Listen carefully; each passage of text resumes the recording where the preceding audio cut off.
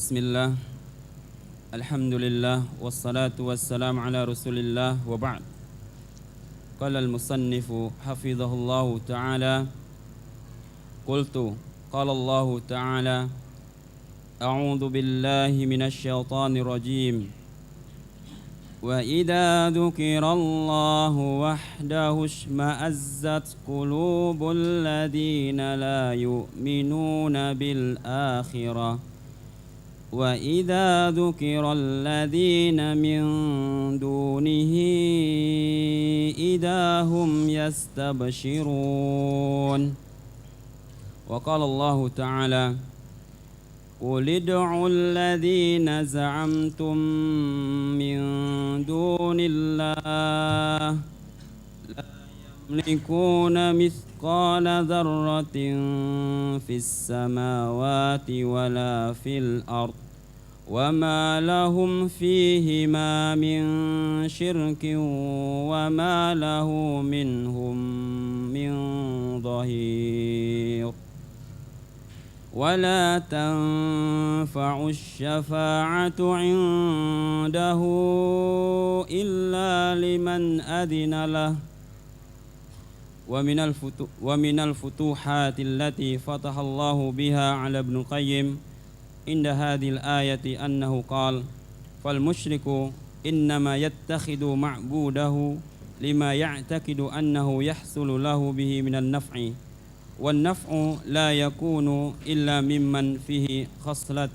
من هذه الأربع إما مالك لما يريد عابده منه فإن لم يكن مالكا كان شريكا في الملك فإن لم يكن شريكا له كان له معينا وظهيرا فإن لم يكن معينا ولا ظهيرا كان شفيعا عنده فنفى سبحانه المراتب الأربعة نفيا مترتبا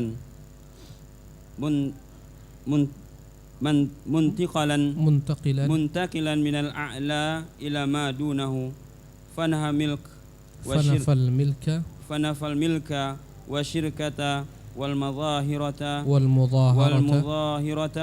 والشفاعة التي يظنها المشرك وأثبت شفاعة لا نصيب فيها للمشركين وهي شفاعة بإذنه فكفى بهذه الآية نورا وبرهانا ونجاة وتجريدا للتوحيد وقطعا لأصول الشرك ومواده لمن أقلها كمل. قلت وكون المشرك لا نصيب له في شفاعة الشافعين معلوم من نصوص كثيرة منها قول النبي صلى الله عليه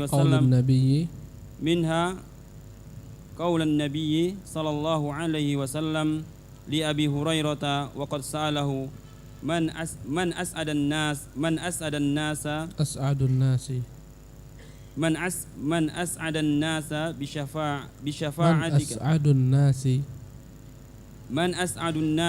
بشفاعتك يا رسول الله قال أسعد الناس بشفاعتي من قال لا إله إلا الله خالصا من قلبه.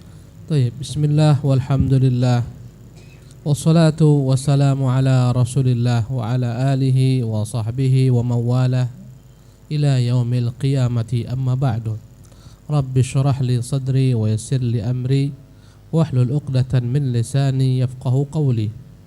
Ma'asyiral muslimin, para ikhwah dan akhwat yang dimuliakan Allah, pada pekan yang lampau kita telah menjelaskan terakhir materi kita tentang perkataan Ibnu Qayyim rahimahullah tentang orang-orang yang mereka mengangkat sesembahan dari selain Allah, menjadikan Tuhan-Tuhan lain selain daripada Allah Subhanahu wa taala, yang mereka mengatakan bahwasanya ini yang mereka jadikan sebagai sesembahan hanyalah perantara saja antara mereka dengan Allah Subhanahu wa taala. Dan Ibnu Qayyim menyebutkan bahwasanya mereka mengatakan kami mencintai Allah yang paling tinggi, itulah kecintaan kami. Adapun apa-apa yang kami datangi ini berupa yakni boleh jadi situs-situs kesyirikan, kuburan-kuburan dikeramatkan, karena kami mencintai mereka. Cintaan kami kepada wali-wali Allah Subhanahu wa taala. Ya. Ataupun kuburan-kuburan orang saleh maupun kuburan-kuburan para nabi. Kata mereka, kami mencintai Allah lebih daripada segalanya. Adapun ini semua kami mencintainya hanya karena bagian daripada ya syiar-syiar dalam mencintai Allah Subhanahu wa taala. Padahal hakikatnya kata Ibnu Qayyim rahimahullah tabaraka taala, jika diganggu ya disebutkan kejelekan amalan-amalan mereka, bahwasanya Tuhan-Tuhan yang mereka sembah atau segala macam bentuk sesembahan dari selain Allah Subhanahu wa taala yang mereka anggap dapat mendatangkan manfaat, menolak mudarat, jika disinggung maka mereka akan marah. Ya, bahkan mereka mungkin akan memaklumkan peperangan terhadap orang-orang yang menyinggung cara beragama mereka. Mereka akan mengatakan kalian adalah orang-orang yang anti kepada para wali Allah. Kalian adalah orang yang benci kepada wali-wali Allah Subhanahu wa taala. Kamilah orang yang tahu bagaimana memuliakan wali-wali Allah Subhanahu wa taala. Padahal mereka bukan hanya sekedar memuliakan, bahkan mereka menyembah. Karena kita melihat sebagian daripada mereka ada tawaf di kuburan-kuburan seperti ini. Ada yang mengusap-ngusap kuburan tersebut. Ada yang membawa tanah daripada perkuburan tersebut, mereka bawa ke rumah-rumah mereka. Ya, ada yang macam-macam mencari keberkahan di kuburan-kuburan tersebut. Mereka ada yang bawa air diletakkan di kuburan-kuburan tersebut, kemudian air dibawa pulang, diminumkan kepada orang sakit dan segala macam i'tikad-i'tikad lainnya. Ketika disinggung apa yang mereka lakukan, apa yang mereka amalkan, ketika dikatakan ini wali-wali Allah Subhanahu wa taala, jika mereka benar wali, mereka tidak akan dapat mendatangkan manfaat, apalagi menolak mudarat karena mereka telah meninggal, karena mereka telah wafat. Dan Nabi mengajarkan kepada kita bahwa setiap anak Adam jika telah meninggal dan wafat, terputus semua amalan mereka. Kata Nabi yang mulia, idza mata ibnu adama inqata amaluhu illa min thalathin. Jika anak Adam telah wafat, terputus semua amalannya kecuali 3 perkara. Semua amalan anak Adam setelah dia meninggal tak akan mungkin dapat dia lanjutkan. Artinya orang yang telah meninggal tak mampu melakukan apapun juga. Jangankan untuk orang lain, untuk diri mereka pun tak mampu. Sekiranya mampu orang yang telah meninggal melakukan amalan-amalan, pastilah mereka akan memperbanyak amal saleh mereka supaya menambah lebih tinggi derajat mereka di sisi Allah Subhanahu wa taala. Tak mampu mereka untuk mengulangi kembali memperbanyak sujud, memperbanyak tasbih dan seterusnya. Kenapa? Terputus. Kecuali 3 perkara. Yang 3 perkara ini adalah amalan-amalan yang mereka lakukan ketika mereka hidup di dunia. Yaitu apa? Anak saleh yang mendoakan mereka. Kemudian harta yang mereka wakafkan di jalan Allah Subhanahu wa taala, sedekah jariyah, kemudian ilmu yang mereka ajarkan. Hanya ini yang bermanfaat bagi mereka setelah mereka meninggal. Selama ilmu yang diajarkan diamalkan oleh orang-orang, mengalir pahalanya ke dia. Ya, selama anak-anaknya mendoakan dia, maka mengalir pahalanya ke dia. Selama dimanfaatkan harta yang dia wakafkan, maka mengalir pahalanya ke dia. Selain daripada 3 hal ini, tak akan ada yang dapat dilakukan oleh orang-orang yang telah meninggal. Dan hakikatnya 3 ini pun dilakukannya ketika dia apa? Hidup. Jadi kata Ibnu Qayyim, perkataan mereka kami tak mencintai wali-wali ini sebagaimana Allah, mendustakan perbuatan mereka, keyakinan mereka dengan apa yang mereka katakan. Ya, subhanallah. Mereka akan marah ketika ada yang menggugat.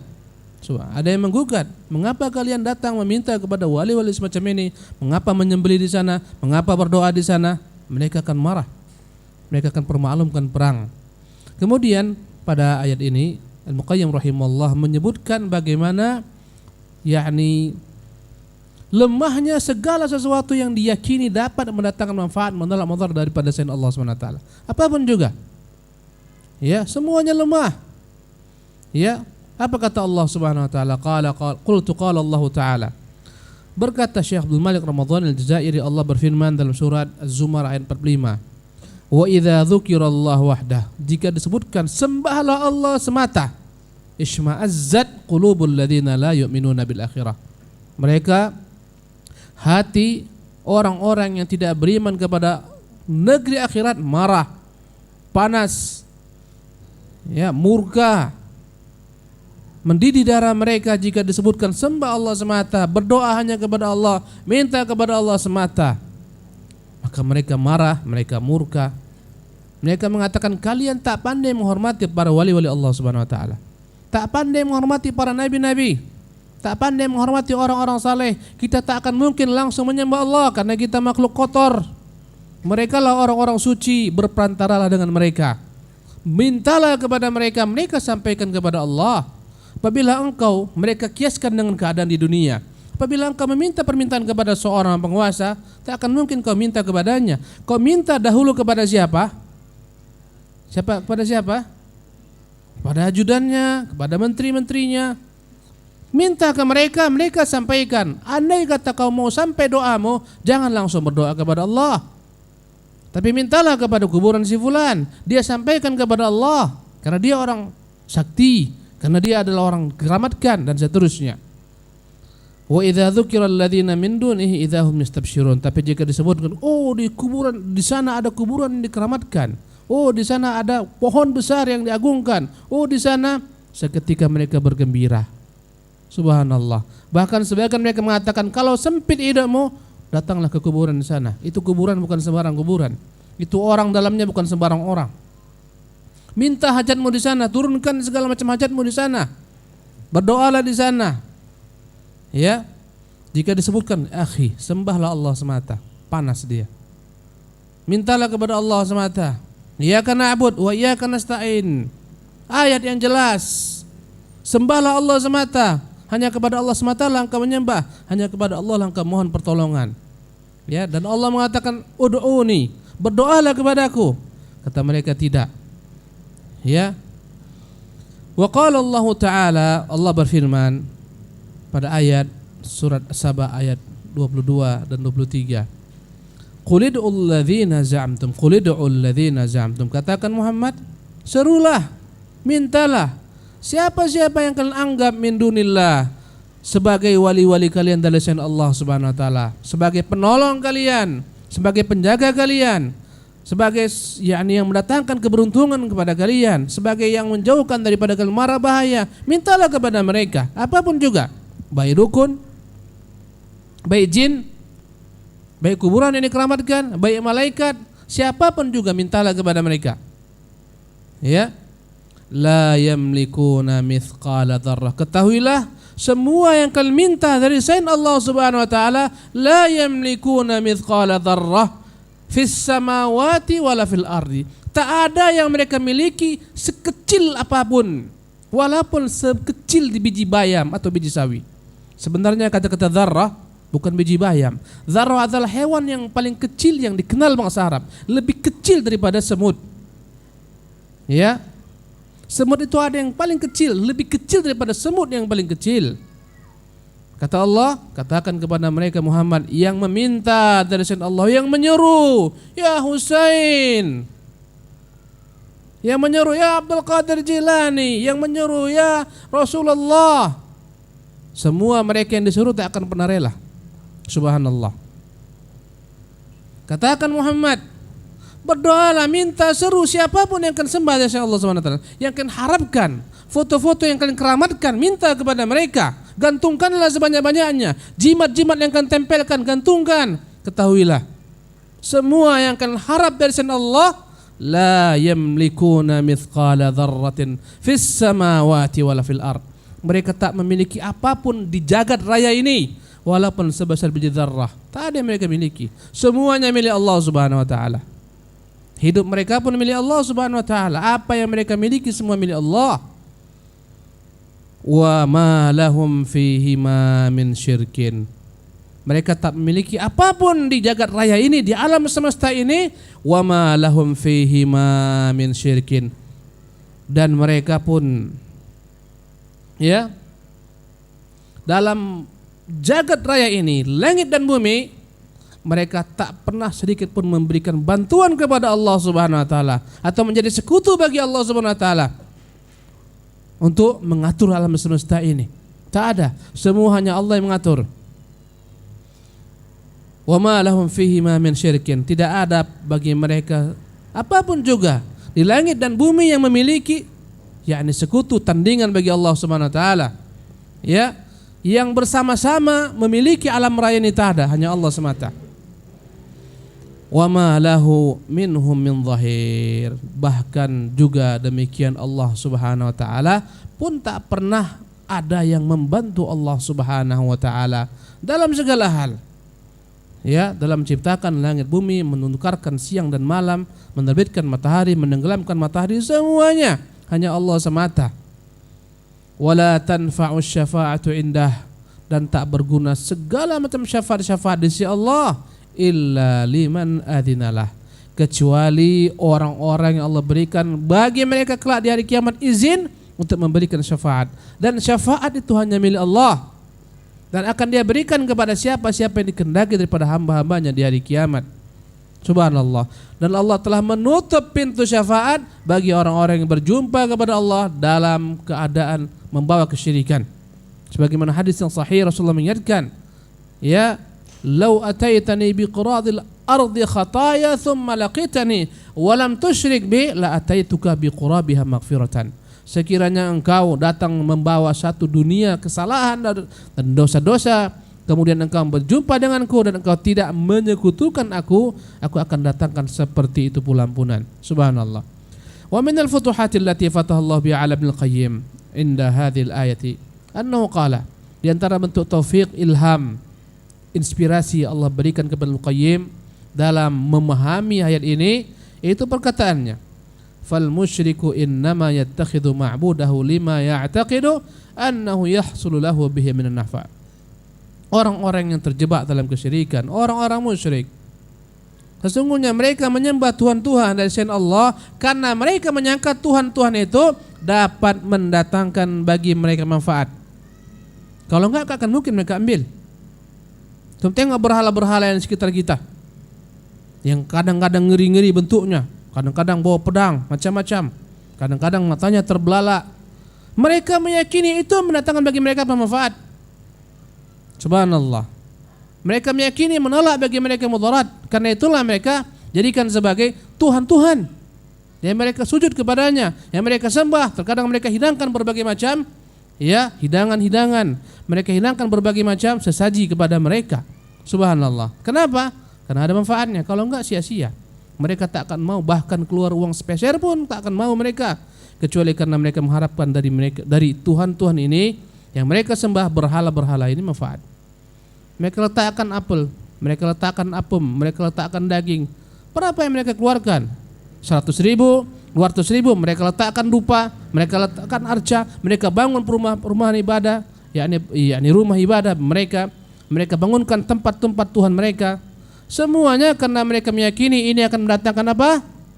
Manfaat, menolak mudarat. Kalau anda kata sia-sia belaka, mustahil. Apalagi mereka orang paling perhitungan. Subhanallah. I'tikad mereka ini mendatangkan keberuntungan. Wallahi, foto-foto yang dikeramatkan, yang digantungkan di mana-mana. Kenapa digantungkan? Kalau anda kata sekedar untuk apa? Hiasan belaka, mustahil. Pasti ada sesuatu keyakinan. Foto ini bukan sembarang foto. Ini makhluk, ini ajaib, ini makhluk ini. Dulu ketika hidupnya, daun-daun dirubahnya menjadi uang. Subhanallah. Ya, ini wali Allah. Andai kata kita agungkan dia, Allah agungkan kita, Allah akan berikan rezeki kita. Ini etikat yang batil. Subhanallah. Tak mungkin dia tempel, bahkan dia beli foto, dia letak tinggi-tinggi, bingkai, kecuali diharapkan apa? Manfaat. Subhanallah. Apa kata beliau?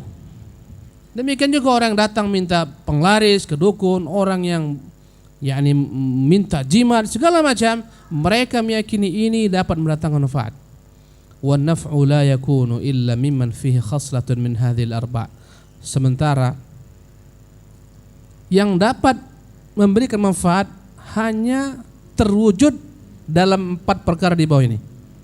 Imma malikun lima yuridu abiduhu minhu. Pertama, yang dapat diharapkan daripada manfaat adalah yang memiliki segala sesuatu yang diharapkan daripada hamba-hambanya. Tuhan yang memiliki segala sesuatu, ya, darinya lah akan dapat segala sesuatu. Maka ini yang akan bermanfaat untuk dimintai, karena dia memiliki segala sesuatu. Ya, ini yang pertama. Fa in lam yakun malikan, boleh saja, ya, apabila anda ingin sesuatu manfaat, datanglah kepada pemiliknya. Ya. Anda misalnya mengharapkan, ini contoh konkret yang gampang. Anda ingin apel yang enak, yang lezat, datanglah kepada pemilik kebun-kebun apel, minta kepadanya. Kenapa? Dia pemiliknya. Dia akan berikan kepada Anda, nah silakan gratis atau diberinya diskon. Ya, minta kepada pemiliknya, jangan minta kepada yang tidak memiliki. Ada kebun apel yang begitu luas, Anda minta kepada orang lalu lalang, Pak minta apel, oh bukan punya saya, itu pemiliknya. Jadi orang akan mengambil manfaat pertama kepada sesuatu yang memiliki apa yang diharapkannya. Satu. Yang kedua, fa illam yakun malikan kana syarikan fil mulki. Andai kata bukan dia pemilik sendiri, boleh jadi dia bersekutu memiliki kebun apel tersebut, bisa kita minta kepada sekutunya. Kita datang, ya akhi, antum pemilik kebun apel ini bersekutu dengan si fulan, tolonglah beri saya apel ini, bantu saya ingin sekali apel ini. Bisa? Bisa enggak? Bisa. Kenapa? Karena dia berserikat, bersekutu. Dia akan katakan, oke sebentar, saya akan ambil. Nah ambil. Ini yang kedua. Adapun orang lalu lalang, mustahil Anda minta, enggak ada hubungan. Ya. Yang ketiga, fa illam yakun syarikan lahu kana lahu mu'inan wa dhahiran. Andai kata bukan dia pemilik, bukan pula sekutu yang memiliki kebun tersebut, boleh jadi kita juga dapat manfaat apel ini dari siapa? Dari man kana lahu mu'inan, mungkin pembantunya, dhahiran, mungkin tukang-tukang kebunnya yang petik-petik kebun. Kita katakan, aduh saya ingin sekali kebun sini, engkau kan selalu membantu di sini, engkau kan punya kemudahan, tolonglah berikan saya satu saja. Dia katakan, Pak ini saya beri satu. Mungkin enggak? Mungkin. Kenapa? Dia mu'inan, membantu, ya, membantu proses bagaimana kebun tersebut dipanen dan seterusnya. Mungkin kita dapat apel tersebut. Ya. Fa in lam yakun mu'inan wala dhahiran. Andai kata dia bukan pembantu, ya, bukan orang yang menolong, tak ada hubungan apapun juga, boleh jadi kana syafi'an indah. Dia orang yang mulia, orang yang agung, dan dia punya hubungan dengan orang tersebut, mungkin kekerabatan, mungkin hubungan kerja, dan dia lewat. Kita katakan, Pak, Bapak kan punya relasi dengan fulan ini. Oh ya, ini kawan dekat saya nih, tolong Pak, saya mau apel. Bisa enggak? Datang dia, tolong kau kasihkan dulu apel ini. Oh iya. Kenapa? Pemberi syafaat. Berapa udah? 4. Fanafa subhanahul maratibal arba'. Maka 4 perkara ini semua Allah nafikan dari segala sesuatu yang disembah dari selain Allah Subhanahu wa taala. Nafyan mutarattiban, dengan tertib. 1, 2, 3, 4. Muntaqilan minal a'la ila madunah, dari yang tinggi kepada ke bawah. Fanafal milkah. Pertama Allah menafikan adanya pemilik selain Allah di jagat raya ini. Apa kata Allah? La yamlikuna mithqala dzarrah. Tak ada apapun yang akan sembah, yang akan minta, memiliki walaupun sebesar biji dzarrah daripada apa yang di alam raya dan semesta ini. Tak ada. Karena semuanya milik Allah. Kalau semua milik Allah, kenapa kau minta kepada selain Allah Subhanahu wa taala? Kenapa kau minta kepada mereka yang tidak memiliki? Subhanallah, bahkan minta kepada orang yang telah meninggal, Pak, wahai wali fulan, berikanlah kami kesehatan. Yang dia minta mati. Subhanallah. Subhanallah. Datang dia bawa anaknya, wahai wali fulan, tolonglah sembuhkan anak saya. Yang diminta mati. Subhanallah. Di mana akal? Ini salah alamat. Subhanallah. Wahai wali fulan, berikanlah saya kekayaan. Yang diminta miskin. Subhanallah. Tak miliki apapun juga.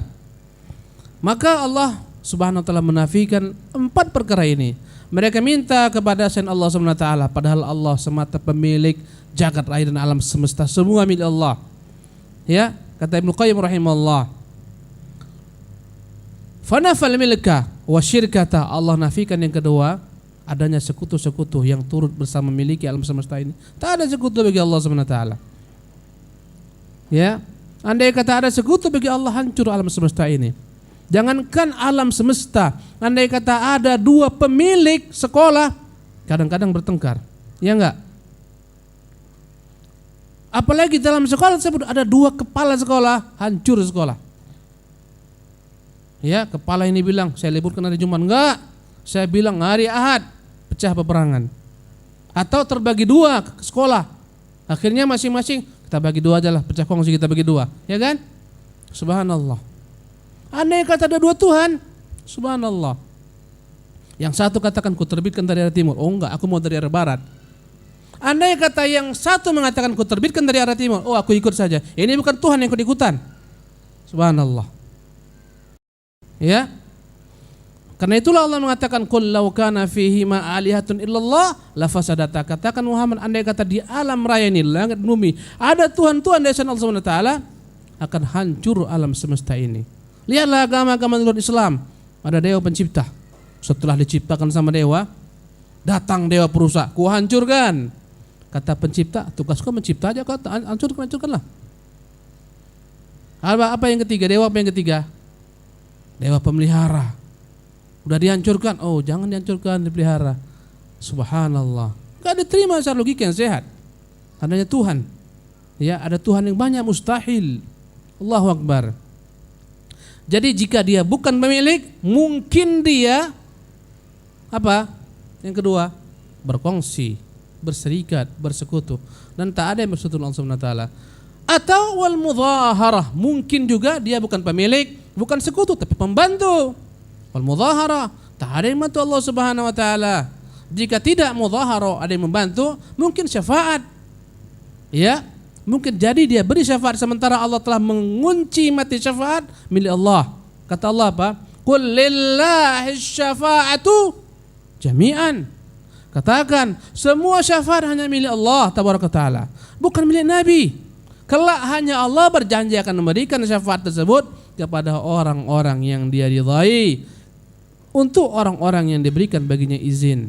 Subhanallah. Jadi andai kata mereka minta kepada syafaat kepada bukan pemilik syafaat, salah alamat. Subhanallah. Kata beliau, wa athbata syafa'ata la nasiba fi ahli musyrik. Maka Allah Subhanahu wa taala menetapkan adanya syafaat yang bermanfaat, tapi tidak Allah berikan kepada orang musyrik syafaat tersebut. Wahya syafa'atu bi'izni, itu syafaat dengan izin Allah, dan Allah tak akan pernah izin memberikan syafaat kepada orang-orang musyrik. Naam, fakafa bihadhil ayati nuran wa burhanan. Cukuplah ayat ini sebagai cahaya, penerang, penjelas, wa najat.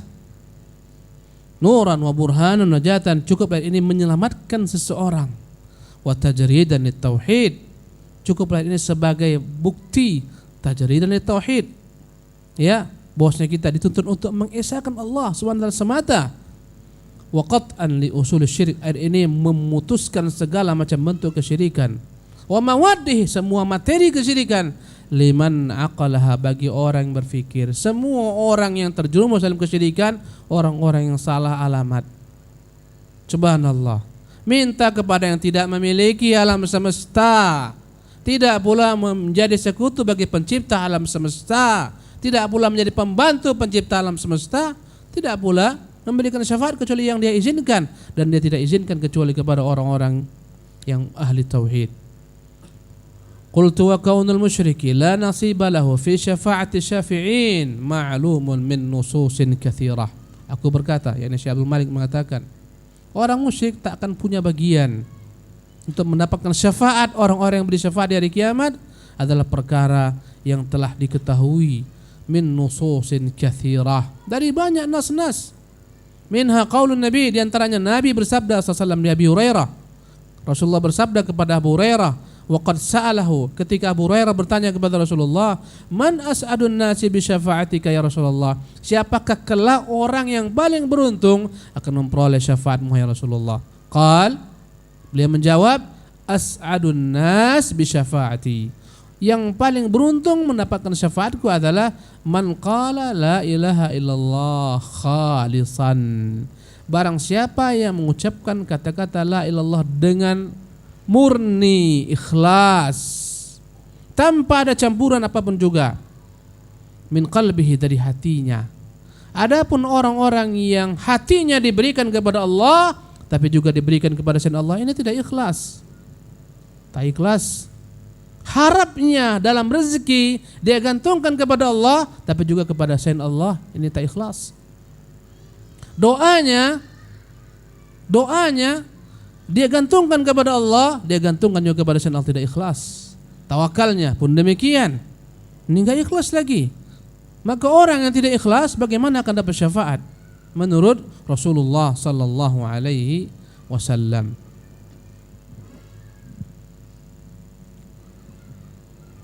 Kita padakan sampai sini ikhwatul kiram rahimakumullah.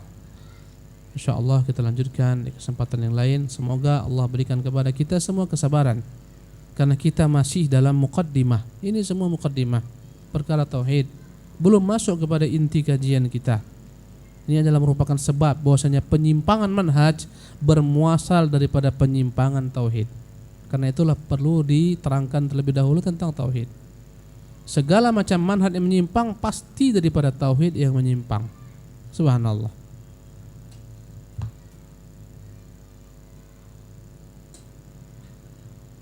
Ustaz, bolehkah kita berdoa seperti ya Allah dengan berkah yang dimiliki oleh Syekh Fulan? Ya, kabulkanlah doaku. Ini namanya bertawassul. Bertawassul ikhwatul kiram yang didukung oleh dalil yang kuat hanya 3 bentuk saja. Pertama, bertawassul kepada Allah dengan nama-namanya, dengan sifat-sifatnya. Katakan ya Allah, wahai Tuhan, Engkaulah Maha Pemberi rezeki, ya Razzaq, urzuqna, berilah kami rezeki. Wahai Tuhan, innaka antat tawwab, Engkaulah Tuhan penerima taubat hamba-hambamu, tub alaina, terimalah taubat kami. Ya arhamar rahimin, wahai Tuhan yang maha rahmat, irhamna, rahmati kami. Ini bertawassul dengan nama-nama Allah subhanahu wa ta'ala. Ya, Allah mengatakan qul id'ullaha aw id'ur rahmana ayyan ma tad'u falahul asmaul husna. Katakan Muhammad, mintalah, berdoalah, panjatkan doamu, minta kepada Allah atau mintalah kepada Ar-Rahman. Apapun yang kau sebut daripada Allah, nama-namanya, dia memiliki nama-nama yang baik. Sesuaikan dengan permintaan. Ya, andai kata antum minta agar Allah terima taubat kita, sebutkan nama Allah At-Tawwab. Ya Ghaffar, wahai Tuhan Maha Pengampun, ighfir khatayana, ampunkan dosa-dosa kami. Atau bertawassul dengan sifat-sifatnya, bi rahmatika ya Allah, dengan rahmatmu ya Allah, irhamna, rahmati kami. Ini bertawassul dengan sifat-sifat Allah subhanahu wa ta'ala. Bi izzatika ya Rahman, dengan kemuliaanmu, keperkasaanmu ya Tuhan, unsurna, tolong kami. Ini tawassul pertama. Tawassul yang kedua, tawassul dengan amal saleh yang kita lakukan. Kita katakan ya Allah, semoga dengan puasaku ini, andai kata ikhlas karenamu semata, ya Allah sembuhkanlah penyakitku. Ini bertawassul dengan apa? Amal saleh. Dan ini memiliki landasan dasar dalam Al-Quran dan dalam Sunnah. Ya, Allah mengatakan tentang orang-orang beriman yang berkata dalam doanya, Rabbana innana sami'na munadiyan yunadi lil imani an aminu bi rabbikum fa amanna. Wahai Tuhan, dahulu kami mendengar penyeru Nabi yang menyeru kami agar beriman kepadamu. Tuhan kami telah beriman kepadamu. Sami'na munadiyan yunadi lil iman an aminu bi rabbikum fa amanna. Rabbana faghfir lana dzunubana, ya Tuhan kami, ampunkanlah dosa-dosa kami. Inilah bertawassul dengan amal saleh. Apa amal salehnya? Iman. Iman adalah amal saleh kepada Allah Subhanahu wa taala, dibolehkan. Ya. Ini yang kedua. Yang ketiga, bertawassul dengan doa orang saleh yang kita anggap baik, yang saleh ketika dia masih hidup. Kita datang kepadanya, akhi barakallahu fik, doakanlah supaya Allah sembuhkan penyakit anak saya. Ya, ini bertawassul dengan doa orang yang masih hidup, orang saleh. Sebagaimana para sahabat, datang seorang perempuan kepada Nabi yang mulia SAW, perempuan yang dia budak hitam. Dia berkata, ya Rasulullah, mintalah kepada Allah SWT agar Allah menyingkir penyakitku ini. Kenapa? Dia senantiasa, andai kata datang kumatnya, subhanallah, dia kena penyakit ayan. Andai kata datang penyakitnya, seketika dia jatuh, terkadang tersingkap auratnya. Kata dia, ya Rasulullah, inni kuntu usra, aku selalu ya Rasulullah tak sadar diri. Ya, sebagian mengatakan dia terkena penyakit ayan, sebagian mengatakan dia terkena jin kesurup, yakni jin akhirnya jatuh. Ya, Ya Rasulullah, berdoalah kepada Allah agar Allah menyembuhkan penyakitku. Kata Rasulullah, maukah engkau bersabar dan bagimu kudoakan surga, kujamin bagimu surga? Kata dia, ya Rasulullah, aku bersabar, semoga Allah berikan bagiku surga. Maka Nabi memberikan baginya garansi baginya surga selama dia mampu bersabar. Subhanallah. Bayangkan, dia pilih tetap dengan sakitnya selama dia mendapatkan surga. Karena itulah Hasan Basri, ya, ketika melihat perempuan tersebut tawaf, datang salah seorang sahabat Ibnu Abbas, kalau saya tidak khilaf, dia katakan, "Hai Hasan, kau mau tahu perempuan ahli surga? Tuh lihat, dia sedang tawaf." Dilihat Hasan Basri, seorang perempuan budak hitam yang tawaf. Dia itu yang datang kepada Rasulullah berkata, "Ya Rasulullah, aku selalu kesurupan, ya aku selalu ayan. Mintalah kepada Allah agar Allah SWT menyembuhkan penyakitku." Kata Rasulullah, "Awa ghairu dzalik tasbir falakil jannah." Apakah engkau mau yang lain pilihan? Engkau bersabar bagimu surga? Kata dia, "Bala asbir ya Rasulullah." Bal asbir ya Rasulullah, saya sabar. Subhanallah. Tapi ya Rasulullah, aku malu andai kata aku kumat, tersingkap auratku. Allahu Akbar. Ini perempuan yang mulia, budak hitam tapi mulia, tahu menjaga kehormatannya. Dia malu andai kata dia dalam kondisi kumat, kesurupan, terbuka, tersingkap auratnya. Dia malu kepada Allah SWT, malu terhadap manusia. Orang sekarang sengaja menyingkap auratnya, yadzan billah. Maka Rasulullah berdoa kepada Allah, akhirnya tiap kali dia kesurupan, Allah jaga auratnya tidak tersingkap. Subhanallah. Ini menunjukkan dia meminta kepada Nabi. Maka ini tawassul yang boleh. Adapun tawassul dengan selain ini, tawassul yang tidak memiliki landasan-landasan syar'i yang kuat, dalil-dalilnya tak ada. Bahkan tak boleh katakan, "Ya Allah, dengan hak Nabi yang mulia SAW kabulkan doaku." Tak pernah Nabi ajarkan dalam hadis-hadis sahih. Itu Nabi, apalagi selain Nabi, apalagi orang-orang yang kita tidak menerima nas dari Allah SWT. Wahai Allah, dengan perantaran Syekh Abdul Qadir Jilani sembuhkan penyakitku contohnya. Wallahi kita muliakan Syekh Abdul Qadir Jilani, dan dia ulama besar, dan dia punya kitab, dan dia adalah merupakan qudwah, panutan. Tapi beliau pun tak akan pernah rela dilakukan seperti ini bagi beliau. Subhanallah. Ya. Maka hal-hal semacam ini adalah ibadah, dan ibadah syaratnya diterima Allah SWT jika terkumpul padanya dua syarat. Pertama ikhlas, yang kedua ikut contoh Nabi, dan yang tidak ada pada contoh dari Nabi SAW. Subhanallah. Wallahu tabaraka wa ta'ala alam wa sallallahu wa sallam ala nabiyina Muhammad. Assalamualaikum warahmatullahi wabarakatuh.